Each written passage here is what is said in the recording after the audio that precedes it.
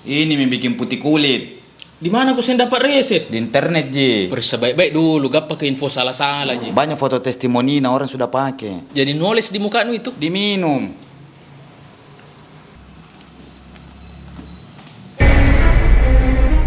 Pemirsa, ini adalah korban hoax. Untuk terhindar dari hoax, ini dia tipsnya. Pertama, hati-hati sama judul provokatif. Berita hoax sering memakai judul provokatif. Kedua, cermati alamat situsnya. Kalau lain-lain situsnya atau tidak resmi, jami kita jeli-jeli langsung percaya. Ketiga, periksa fakta. Panasi fakta atau opini. Bandingkan beritanya di portal-portal berita resmi. Keempat, cek keaslian foto. Jangan langsung ambil kesimpulan karena foto. Zaman sekarang foto bisa edit. Di Rapocini jago foto bisa edit kayak di Washington DC.